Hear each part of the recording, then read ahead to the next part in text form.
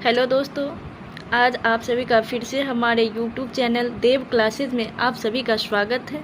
आइए आज इस चैनल के माध्यम से आप सभी को एक विशेष जानकारी देने जा रही हूँ, जिसमें सभी को डाउट होता है कि कैसे कहाँ से पढ़ना शुरू करें, क्या पढ़े, क्या एग्ज़ाम में आने वाला है, कितने नंबर से क्वेश्चन आएंगे, कितना क्वेश्चन सॉल्व करके हम आगे निकल सकते हैं। ये सारे इस वीडियो के माध्यम से आप सभी को डाउट क्लियर करने वाले हैं हम। आइए पहले नंबर तो हम समझ लेते हैं। यहाँ पे जो आप देख पा रहे हैं पाठ्यक्रम की संरचना और विषय सूची, और वहाँ पे लिखे हुए उसके नीचे जस्ट पेपर 1 और पेपर 2। इस चीज़ को आइए हम इसको थोड़ा सा बड़ा करके दिखा देते हैं कि यहाँ पे कैसे आप सभी देख पा रहे होंगे कि यहाँ नीचे जो लिखा हुआ है पेपर 1 यानी कि कक्षा 1 से लेकर के 5 तक के बच्चों के लिए है।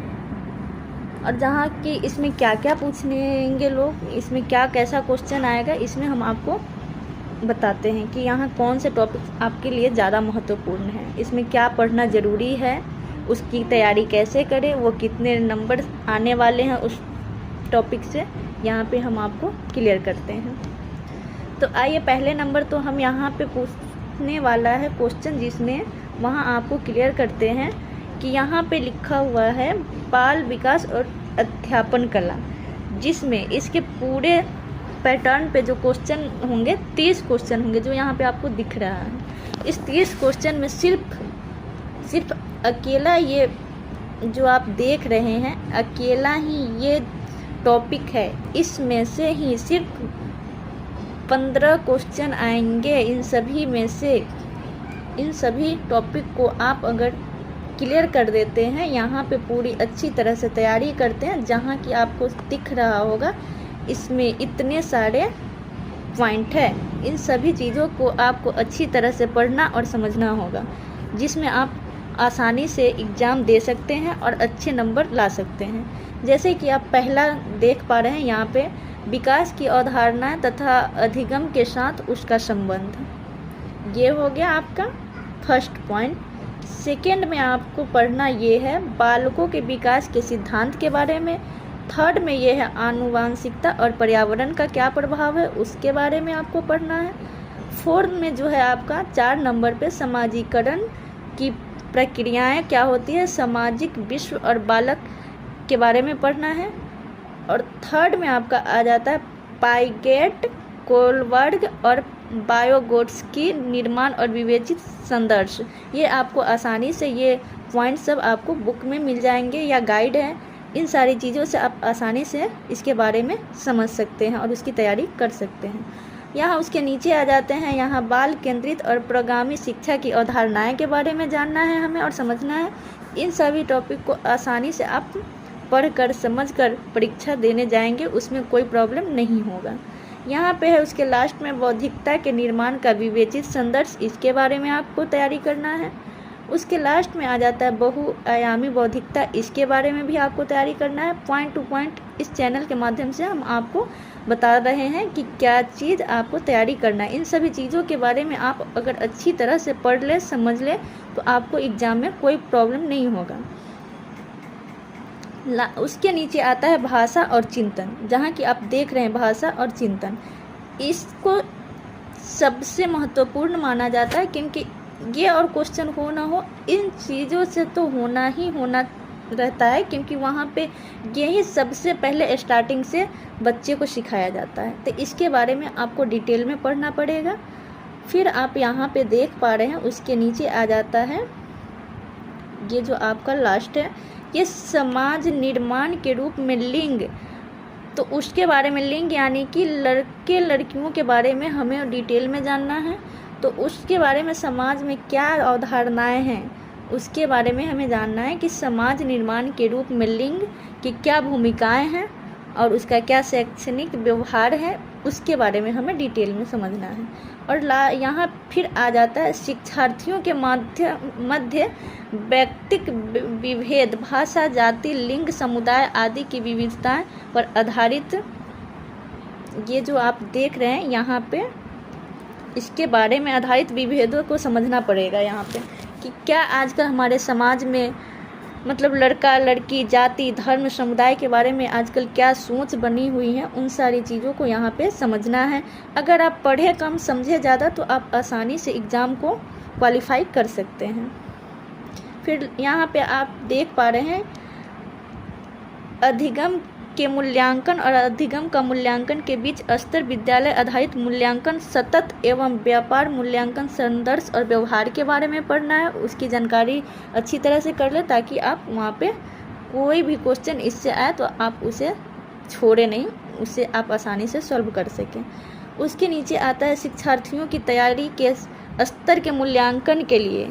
यहाँ जो आप देख रहे हैं कक्षा में शिक्षण और विवेचित चिंतन के तथा शिक्षार्थी की उपलब्धि के लिए उपयुक्त प्रश्न तैयार करना, यानी कि जो बच्चा पढ़ने आए स्कूल में उसके लिए हम किस तरह का क्वेश्चन तैयार करें, कैसे उसे समझाएं, वो उसे समझ पा रहा है या नहीं, उसके बारे में यहाँ पे अच्छी तरह से पहले तो खुद को तैयार करें, उसके बाद बच्चों को कैसे अपने समझाना है उसके बारे में यहाँ पे पूरी जानकारी लेनी है।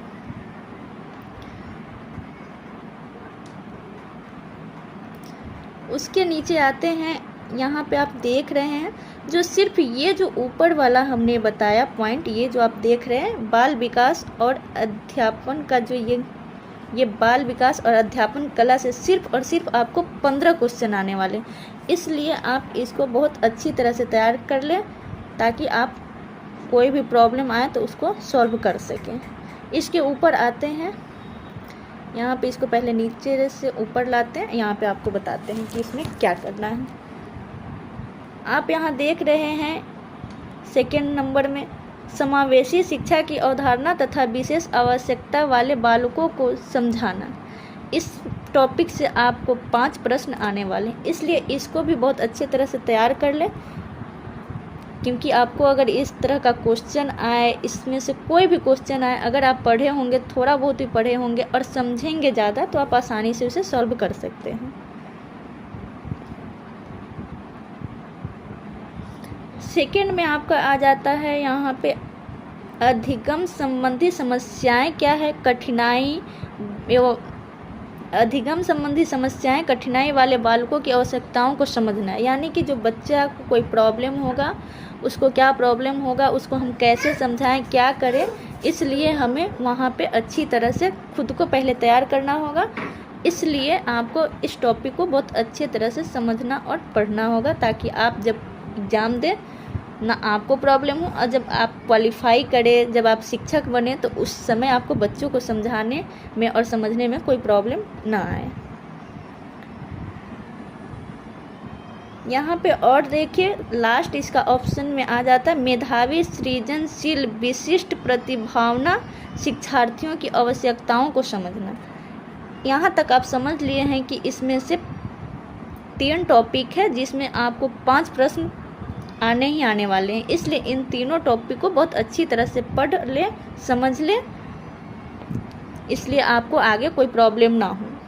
और चलिए आज फिर लास्ट में आते हैं कि ये लिखा हुआ है अधिगम और अध्यापन, इसको कैसे तैयार करें इसके बारे में हम आपको बताते हैं। इसमें जो है आप यहाँ पे देख रहे हैं कि पॉइंट बाय पॉइंट बताए हुए हैं कि यहाँ पे कैसे और कौन से टॉपिक को हमको तैयार करना है, यहाँ पे आप साफ दिख रहा है, आप पहले तो इसे समझें।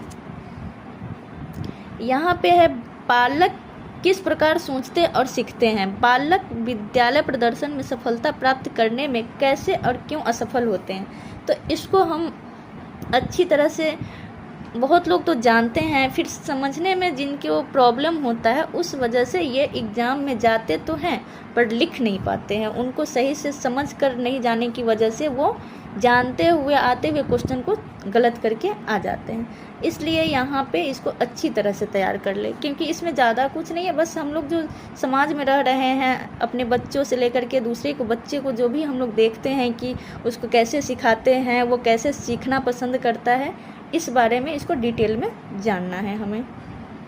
और यहाँ उसका सेकेंड ऑप्शन है जो अधिगम और अध्यापन की बुनियादी प्रक्रियाएं